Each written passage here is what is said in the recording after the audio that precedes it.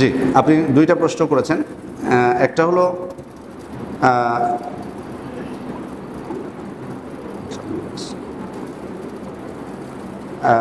প্রথমত বুকের উপর হাত বাঁধার যে বিষয়টি বলেছেন, একেবারে নাই এভাবে বলাটা, কেউ কেউ হাদিসের মানে ব্যাপারটা হচ্ছে যে যারা ইজতিহাদ করে বলেছেন, কিছু সহিহ বুখারীর হাদিসের উপরে ইজতিহাদ করে বলেছেন যে না, যেখানে হাতের উপর হাত রাখতে বলা বা এইগুলো থেকে ওনারা কেউ কেউ ইজতিহাদি বলেছেন যেখানে বুকের উপর হাত রাখাটা সাব্যস্ত হয়। আর সরাসরি সহিহ ইবনে খুজাইমা সাব্যস্ত হয়েছে আলা সদর, সম্ভবত সহিহ ইবনে খুজাইমা সাব্যস্ত হয়েছে আলা সদর। এই বর্ণনাগুলো নিয়ে কেউ কেউ মানে আপত্তি করেছেন। যেমনটা আপনি জানেন যে আমাদের মুতাকাদ্দিমিনদের মধ্যে এই যে জাকাতের এই যে অলংকারের জাকাত নিয়েও কিন্তু আমরা তো এই বর্ণনাগুলোকে সহিহ বলি, কিন্তু অনেকে কিন্তু আপত্তি করেছেন। ওনাকে বলেছেন যে যারা অলংকারের জাকাত দেওয়া নাই মনে করেন, তারা ওই বর্ণনাগুলো তাদের কাছে সহিহ হয়নি। এমনইভাবে অনেক মুহাদ্দিসগণ তারা এই হাদিস বর্ণনাগুলোকে অনেকের কাছে দুর্বল তারা বলেছেন। এই কারণেই আপনি হাত বাঁধার সংক্রান্ত বিবরণগুলো পড়তে গেলে ফিকহের বইয়ে এরকম অনেক বক্তব্য পাবেন যে হাত বাঁধার সংক্রান্ত একটা বর্ণনা নিষ্কলুষভাবে সহিভাবে বর্ণিত হয়নি, এটা অনেকে বলে। মানে বুকের উপর গুলো দুর্বল, নিচের গুলো দুর্বল। একটা দিক ঠিক আছে, কিন্তু এখন ঘটনা হলো যে আমরা ফিকহি মাসলা মাসাইলগুলোর ক্ষেত্রে যেটা বলি যে সব থেকে মুহাক্কিক উলামা ইকরামরা যেটা বিশ্লেষণ করেছেন সেটার মধ্যে যেটাকে আমরা শক্তিশালী মনে করি সেটাই বলি। সে দৃষ্টিকোণ থেকে বুকের উপর হাত বাঁধা সংক্রান্ত বর্ণনা গ্রহণযোগ্য, যেটার উপর আমল করা যায়। আর তবে আমরা নিচের যে হাদিসগুলোর ব্যাপারে এগুলো সহিহ সূত্রে সাব্যস্ত হয়নি, তবে কোনো কোনো সালাফদের আমল আবার প্রমাণিত হয়েছে, আমল কিন্তু প্রমাণিত হয়েছে যে তারা এই আমলটা করতেন, কিন্তু মারফু না, আবার মওকুফ অথবা তার পরবর্তীতে কোনো তাবেঈ থেকে অনেক তাবেঈ থেকে এসেছে। এই জন্য আমরা এই জিনিসগুলোকে নিয়ে বাড়াবাড়ি করাকে পছন্দ করি না। তবে সর্বাধিক বিশুদ্ধ যেহেতু বুকের উপর হাত বা, সেজন্য আমল করতে বলি, কিন্তু ওইটাকে একেবারে যে বাতিল বলবো বা বেদাত বলবো এটার সুযোগ নেই, যেহেতু সালাফদের থেকে এসছে। আর দ্বিতীয় যে বিষয়টি আপনি বলেছেন মানে বসে রফল এদেনের বিষয়টা, সেটা অনেক সহিহ সূত্রে সাব্যস্ত হয়েছে এই বর্ণনাটা, কিন্তু রাসূল সাল্লাল্লাহু আলাইহি ওয়াসাল্লামের থেকে সালাতের বিবরণের কিন্তু অনেক হাদিস আমরা পাই প্রসিদ্ধ অনেক সাহাবীর ক্ষেত্রে। তো সেক্ষেত্রে সেই হাদিসগুলোতে, প্রসিদ্ধ এই হাদিসগুলোতে কিন্তু বসার সময় রফল এদেনের বিষয়টি আসেন অনেক বর্ণনায়, যে কারণে মুহাদ্দিসদের মধ্যেও এই ব্যাপারে ওই বর্ণনা নিয়েও কিন্তু অনেক কথা আছে যে রাসূল সাল্লাল্লাহু আলাইহি ওয়াসাল্লামের শেষ আমল কোনটা ছিল, বা রাবীদের ক্ষেত্রে এখানে ওয়াহাম হয়েছে কিনা এটা নিয়েও। যে ওয়াহাম তো আমরা মনে হয় জানি, বুঝতে পারছি যে হয়তো অনেক সময় কিছু বর্ণনা করার ক্ষেত্রে, যেমন ইবনে আব্বাস রাদিয়াল্লাহু আনহুর ক্ষেত্রে যেমন উনি বলেছেন না যে রাসূল সাল্লাল্লাহু আলাইহি ওয়াসাল্লাম ইহরাম অবস্থায় বিয়ে করেছেন এই মাইমুনা রাদিয়াল্লাহু আনহার ক্ষেত্রে, তো এটা মুহাদ্দিসগণ বলেছেন যে এটা ওয়াহাম তার পক্ষ থেকে, মানে এটা ভুল, এটা বলতে পারি। ওয়াহাম বলা হয় যেটা যন্নের বিপরীত হিসেবে আসে সেটা। তো সেই দৃষ্টিকোণ থেকে আমলটা যেহেতু এটা নিয়ে অনেক মানে বিষয়টা প্রশ্নবিদ্ধ, সে কারণে মানে আমরা যে জিনিসটা বলে থাকি যে রফল এদাইন এই ক্ষেত্রে না করাটাই উচিত, ত্যাগ করাটাই ভালো। যেটা বিশুদ্ধভাবে প্রমাণিত কোনো সন্দেহ ছাড়াই সেটা করাটাই যথেষ্ট আশা করা যায়। জি,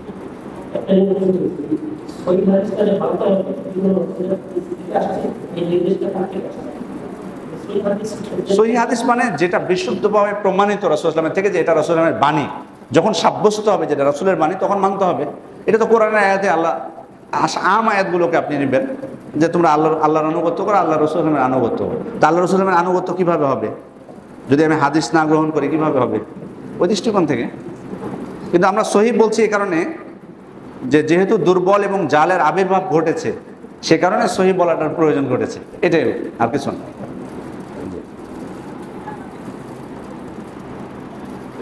আমরা কিছু লিখিত প্রশ্ন নিব, জি, কারণ আমাদের সময় মানে 2:15 মধ্যে কমপক্ষে শেষ করতে হবে, আমার আরেকটা যেহেতু প্রোগ্রাম আছে। জি, আপনার প্রশ্ন? জি জি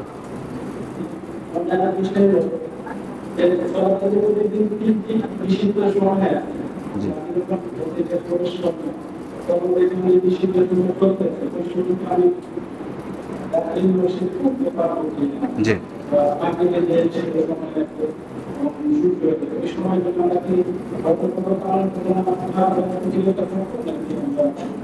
জি, ঠিক আছে। উনি চমৎকার একটি প্রশ্ন করেছেন, সেটা হলো নিষিদ্ধ সময়। এখানে নিষিদ্ধ সময়গুলো আগে আমরা জানবো। আমরা জানি সূর্যোদয় এবং সূর্যাস্তের সময় এটা নিষিদ্ধ, আর এরপরে বিশেষ করে আসরের পর থেকে, আসরের ফরজ সালাতের পর থেকে সূর্যাস্ত পর্যন্ত এই সময়টাও নিষিদ্ধের অন্তর্ভুক্ত। আর সূর্য যখন একবারে মাথার উপরে থাকবে ওই সময়।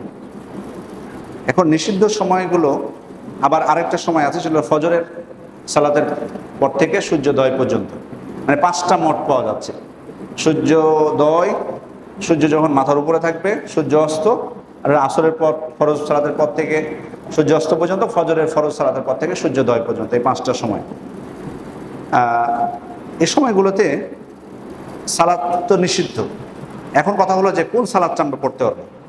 এই সালাতের বাইরে যাবে সে সালাত, যেমন কাজা সালাত যদি হয়, যেমন ফরজ সালাত যদি কাজা হয়ে গেছে আমার, যে কোনো গ্রহণযোগ্য, মানে ওজোর আছে, মানে আমি ইচ্ছা করে কাজা করেছি এটা না, মানে ওজোর আছে, ঘুমিয়ে গেছে বা ভুলে গেছে, যেটাই হোক। তো এক্ষেত্রে ওলামা ইকরাম বলছেন যে, যেহেতু হাদিসের নির্দেশনা আল্লাহ রাসূল সাল্লাল্লাহু আলাইহি ওয়াসাল্লামের, মান নামা আন সালাতিন আও নাসিহা ফালিউসাল্লিহা ইযা যাকারাহা, যে ব্যক্তি ঘুমিয়ে গেল অথবা ভুলে গেল, সে যখনই জাগ্রত হবে বা মনে পড়বে সে সালাত পড়ে নেবে। সে দৃষ্টিকোণ থেকে ওনারা বলছেন তাহলে এটা নিষিদ্ধের মধ্যে অন্তর্ভুক্ত হবে না, যতই নিষিদ্ধ সময় হোক সাথে সাথে তাকে পড়ে নিতে হবে। এবং এর সাথে যুক্ত করেছেন সাবাবযুক্ত কারণগুলো। সাবাবযুক্ত বিষয়টা একটু লম্বা। আসবাবযুক্ত, সাবাবযুক্ত সালাত যেগুলো, সাবাবযুক্ত বলতে পারে কোনো কারণ সংগঠিত হলে ওই সালাতটা, যেমন মসজিদে প্রবেশ করলে সালাত, অজু করলে সালাত, জানাজা, মানুষ মারা গেছে তখন সালাত, জানাজার সালাত, এগুলোকেও অন্তর্ভুক্ত করেছেন যে নিষিদ্ধ সময়ে আদায় করা যায়। যেমন অথবা সূর্য গ্রহণ হয়ে গেছে আসরের পর, হয় না, আসরের পর অনেক সময় কিন্তু সূর্যগ্রহণ হয়, তখন আপনি কি করবেন? সূর্যগ্রহণের সময় তো সুন্নাত হচ্ছে সালাত পড়া, সূর্যগ্রহণ সালাতুল খুসুফ, তখন আপনি কি করবো ওই সময়? তখন তো নিষিদ্ধ সময়, তখন মসজিদে এসে জামাত করতে পারবো কিনা? ওনারা বলছেন পারবেন, কারণ এটা কারণযুক্ত, এটা তো সবসময় হয় না। সূর্য গ্রহণ হয়েছে বলে ওই সালাত, তখন ওইটা এর বাইরে চলে যাবে। এটা কারণটা অবশ্য আছে, তাদের একটা কিছু কায়দা আছে, মানে দুইটাই আম। সালাত নিষিদ্ধ, কোন সালাত নিষিদ্ধ? সর্বপ্রকার নিষিদ্ধ, বুঝতে পারছেন? এটাও কিন্তু আম। আবার মসজিদে প্রবেশ করলে ফালা ইজলিস হাত্তা ইয়ারকা রাকাতাইন, কেউ বসবে না যতক্ষণ না 2 রাকাত সালাত পড়ে।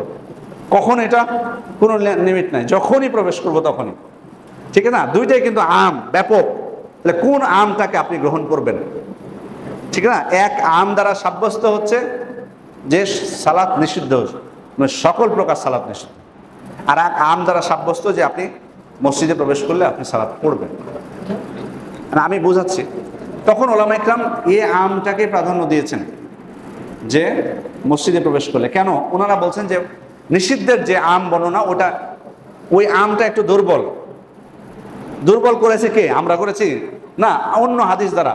যেমন এই যে হাদিস, কেউ যদি ঘুমিয়ে যায় তাহলে বা ভুলে যায় সে সালাত পড়ে নেবে, এটা দুর্বল করেছে এটাকে। আবার জানাজার সালাত প্রমাণিত বিষয় যে তারা পড়েছেন আসর পর, ঠিক না? ওই দৃষ্টিকোণ থেকে ওনারা তখন বলেছেন এই আমটায় প্রাধান্য পাবে, সুতরাং যে সময় প্রবেশ করুক না কেন তারা পড়বে। তবে বিশেষভাবে একবারে সূর্যাস্তের মুহূর্তটা, একেবারে যে সময় অস্ত যাচ্ছে ওই সময় ওনারা এখানে বলছেন যে মানে এই তাহিয়াতুল মসজিদটা না পড়ার জন্য, ওই সময় তাহিয়াতুল মসজিদটা না পড়ার জন্য। তবে যদি কাজা থাকে কারো, ধরেন আসরের সালাত কাজা হয়ে আছে, উনি কি ওই সময় অপেক্ষা করবে যে আজান হোক? না, কারণ হাদিসে এসেছে মান আদরাকা রাকাআতাম মিনাল আসরে ক্বাবলা আন তাগরুবা শামস ফাকাদ আদরাকাল আসর, যে ব্যক্তি সূর্যাস্তের পূর্বে 1 রাকাত আসরের সালাত পেল সে পুরোটাই পেল। তার মানে আপনার ওই সময় সালাত শুরু করতে কোনো বাধা নেই, কারণ 1 রাকাত পাচ্ছেন, তার মানে একবারে ওই মুহূর্তে না, ওই মুহূর্তেই হচ্ছে। তো ওই জন্য ফরজ সালাত বা ফরজ সালাতের ক্ষেত্রে কোনো যাচাই বাছাই নাই, আপনি যখনই মনে করবে সুযোগ পায় পড়বেন। আর এগুলোর ক্ষেত্রে, অন্যগুলোর ক্ষেত্রে আমরা আসরের পর বা এই সময়টা পড়তে পারি বা পড়তে পারবো। তবে একেবারে ওই নির্দেশনাটা যদি নেন ওই ওলামা ইকরামের, যে একেবারে সূর্যাস্তের মুহূর্তে বা সূর্যোদয়ের মুহূর্তটাতে না পড়ার জন্য, সেটা নিতে পারা যায়। আল্লাহু আলাম। জি, আমরা একটু লিখিত প্রশ্নগুলো একটু নিই। কোনো প্রতিষ্ঠানের উপরস্থ কর্তা তার নিচের কর্মচারীদের সাথে কাজের বিষয়ে কঠোর ব্যবহার করতে পারবে কিনা? না, কঠোর ব্যবহার বলতে কঠোর ব্যবহার যদি খামাখা ধমক দেয়, রূঢ় ব্যবহার করে, এটা তো রাসূল ইসলামের আদর্শ না। সুন্দরভাবে কথাবার্তা বলা, এটাই তো রাসূল ইসলাম আচরণ। কিন্তু যদি ভুল করে, ভুল করলে তাকে যদি একটু কঠিনভাবে বলেন বা কিছু, তারপরে একটা লিমিট থাকা লাগবে অবশ্যই। মানে আপনি সুযোগ আছে ওই জন্য বলবেন তোমার চাকরি বাদ করে দেবো বা বেতন কেটে নেবো বা কিছু, মানে খুব সহজেই যাতে কথাগুলো না আসে। ঘটনা হলো যে মানে আসলে বাস্তব এটা নিয়ে একটু কথা বলা দরকার। আমাকে অনেকে বলেছেন যে দেশে আসার পর যে চতুর্থ শ্রেণীর কর্মচারীদের সাথে ভালো ব্যবহার করলে কাজ করে পাবেন না, এটা অনেকে আমাকে বলছে যে তাদের সাথে যদি খুব ভালো আচরণ করে চলতে চান তো কাজ করে দেবে না, ওই তুই তাকার করে একটু গালিগালাজ করে কাজ উদ্ধার করতে হবে, এটা অনেকে বলেছে। তো আমি অবশ্য সাথে সাথে বলেছি যে না, আপনার এই কথাটা আমার মনে হয় না যে কোরআন হাদিস সম্মত হলো। কারণ তাই যদি হয় তাহলে আল্লাহ রাসূল সাল্লাল্লাহু আলাইহি ওয়াসাল্লাম বা খোলাফায়ে রাশেদা তাদেরও তো কর্মচারী ছিল, তো ওনারা কি সবসময় তুই তাকার গালিগালাজ করে তাহলে কাজ উদ্ধার করেছে? তো হয়তো তখন প্রতি উত্তর হয়তো আমাকে বলতে পারবেন যে ওরাও ইমানদার ছিল, খোলাফায়ে রাশেদাও যেমন ইমানদার ছিল, কর্মচারীরাও ইমানদার ছিল, ওই জন্য তো এখন আমাদের ইমানের অভাব এদের। এটা বাস্তব কথা যে আসলে আমাদের তো রকাবা জাতিয়া, যেটা আল্লাহ তাআলার ভয়টা নাই। মানে আমরা হয়তো মানুষকে ভয় পাই, সিসি ক্যামেরাকে ভয় পাই, যে আল্লাহ তাআলার প্রতি ভয় রেখে আমানত রেখে তো কাজ আসলে করি না। মোদ্দা কথা হচ্ছে যে আমার মনে হয় গালিগালাজ করাটা কোনো অবস্থাতেই, খারাপ করে গালি দেওয়া, খারাপ সম্বোধন করা কোনো অবস্থা না। বরং আমি মনে করি যে হিকমতের সাথে আপনি কাজ করলে রূঢ় ব্যবহার করা কোনো, আপনি আইন করে দিবেন, আইন কথা বলবো, বুঝতে পেরেছেন? আইন করে দেবেন, আইন কথা বলবো। বাবা তোমার ব্যাপারে যদি এই রিপোর্টটা পায়, উপস্থিতির ব্যাপারে আপনি নির্ধারণ করে দিলেন যে এতটার আগে যদি করো, 2 দিন অ্যাবসেন্ট থাকলে বা 3 দিন অ্যাবসেন্ট থাকলে বেতন 1 দিন কাটা যাবে, বা এই করলে এই হবে, আইন করে দেন। আপনাকে খারাপ ব্যবহার করার কোনো দরকার নেই, আইন চলবে তার গতিতে করবে। রাগ করা, রাগ হতে পারে, এটা স্বাভাবিক। বাকি একবার রূঢ় ব্যবহার, খারাপ ব্যবহার সবসময়, এটা আসলে ঠিকই বলেছেন। হয়তো আমরা অনেক সময় করে বসি, কিন্তু এটা ঠিক না, এটা ঠিক না। বরং মানে উত্তম সর্বোত্তম চরিত্র দিয়ে আমাদের সালাফরা যেমন পেরেছেন, আমাদেরও পারার কথা। যদি আমরা না করি, যাদেরকে পারবো না তাদেরকে রাখবো না, তাদেরকে আমরা রাখবো না। কিন্তু অশ্লীল ভাষা ব্যবহার করা বা গালিগালাজ করা এটা ঠিক না। সাহাবীদের দিক থেকে কে বেশি উত্তম? কেননা আমাদের নিজেদের অনেক ভাই আছে যারা শিয়া মতবাদের মধ্যে পড়ে আলীকে উত্তম বলে। না, এটা যারা বলে তারা শিয়া মতবাদের, শিয়াদেরই অন্তর্ভুক্ত। তারা বলবে কেন? আহলুস সুন্নাত ওয়াল জামাতের আকীদা হচ্ছে সর্বোত্তম হচ্ছেন আবু বকর রাদিয়াল্লাহু আনহু, তারপরে ওমর ইবনুল খাত্তাব, তারপরে উসমান, তারপরে আলী, এটাই হচ্ছে সিরিয়াল তাদের। সুতরাং কেউ যদি শিয়াদেরটা গ্রহণ করে, ও তো শিয়া যদি হতে চাই হবে, সেটা তার ব্যাপার। কিন্তু অবশ্যই সকল সাহাবী মানে, তবে আমরা অবশ্যই যেন খারেজিদের মতো আবার না হয়ে যায় যে আলী রাদিয়াল্লাহু আনহুকে কোনো প্রকার তার প্রতি বিদ্বেষ পোষণ করি না, কার প্রতি না।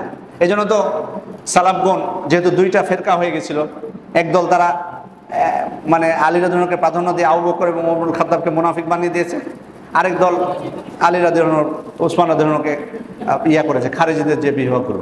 এই জন্য সালাফরা সবারই ব্যাপারে দোয়া করেছেন খুতবায় সরাসরি, আবু বকর রাদিয়াল্লাহু আনহুর নাম করে, ওমর রাদিয়াল্লাহু নাম করে, ওসমান রাদিয়াল্লাহু নাম করে, আলী রাদিয়াল্লাহু নাম করে, মানে যাতে আমাদের আকীদাটা আমরা প্রকাশ করতে পারি যে না, আমরা কারো প্রতি আমাদের বিদ্বেষ নেই। যেহেতু আল্লাহ তাআলাই স্বয়ং বলে দিয়েছেন কি ওয়ালা তাজআল ফি কুলুবিনা গিল্লাল লিল্লাযিনা আমানু, এটাই হবে সাহাবায়ে কেরামের ব্যাপারে আমাদের দোয়া।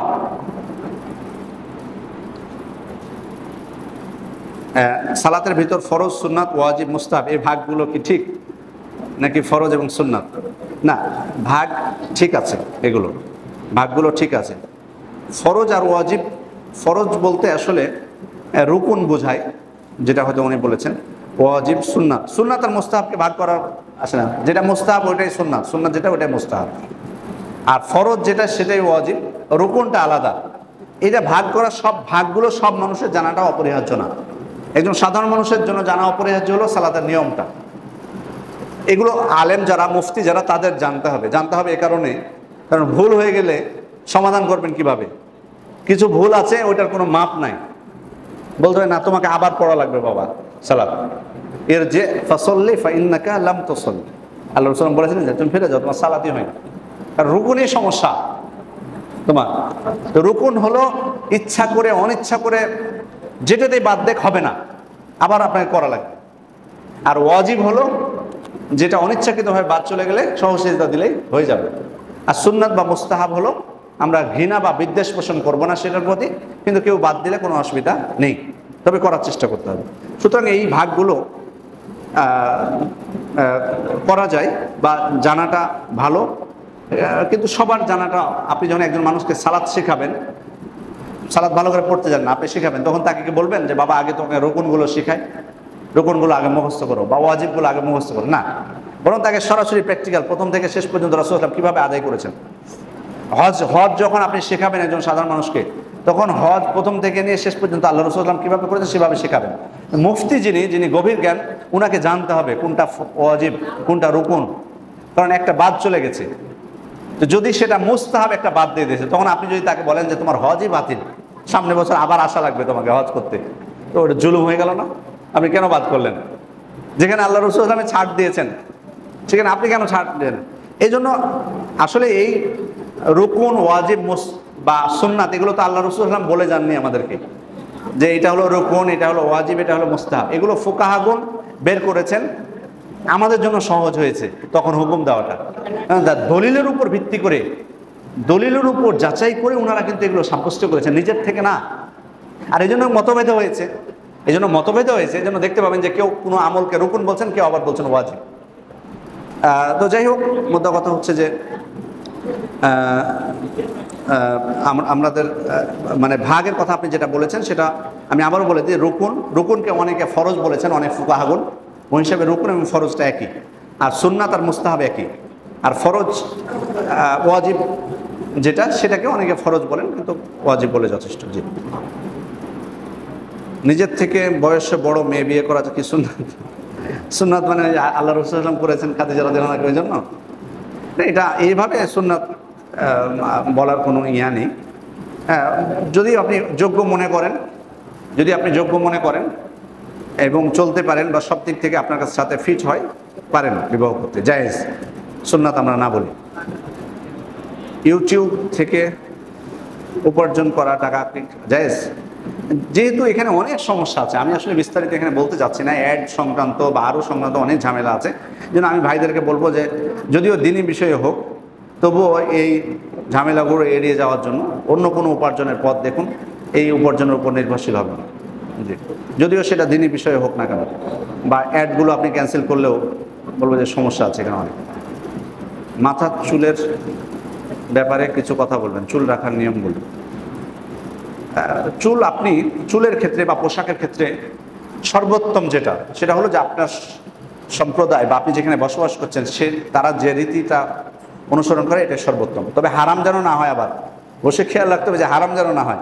অর্থাৎ আপনার কম পরে টাকনুর নিচে, ওই জন্য আপনিও টাকনুর নিচে পড়বেন, এটা বলিনি আমি। মানে তাদের স্বাভাবিক যে পোশাকটা শরীয়তের রীতিনীতির মধ্যে, সেটা আল্লাহ রাসূল সাল্লাল্লাহু আলাইহি ওয়াসাল্লাম তার সম্প্রদায়ের পোশাকই পরেছেন, তার কম যেটা পরেছেন সেটাই পরেছেন।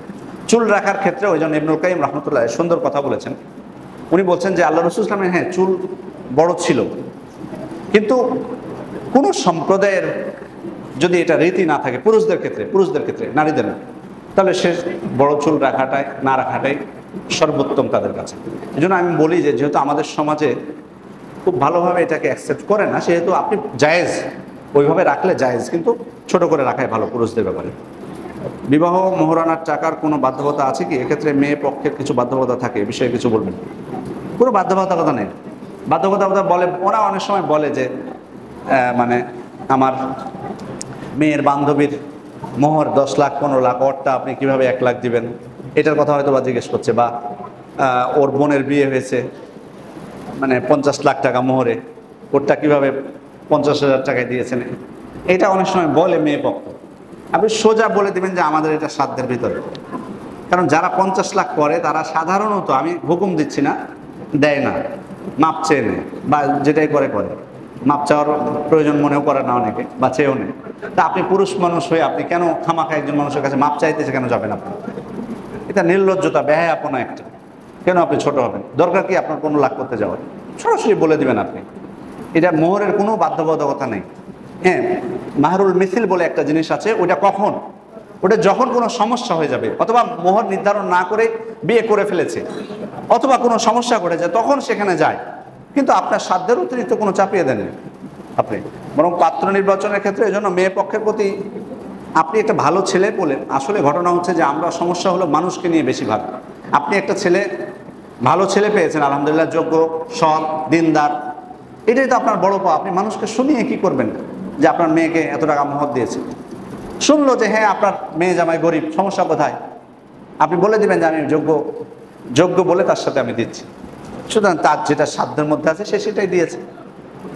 এই জন্য চেষ্টা যদি আপনি দিতে পারেন, মেয়ে পক্ষের বিষয়ে যদি দিতে পারেন তাহলে ভালো, আর না দিতে পারলে না, তাদের কথা যে আপনাকে মানতে হবে সেটা না। তবে এই ক্ষেত্রে ও মানে আপনার মধ্যেও যাতে কৃপণতা না থাকে, আর তাদেরও যাতে বাড়াবাড়ি না থাকে,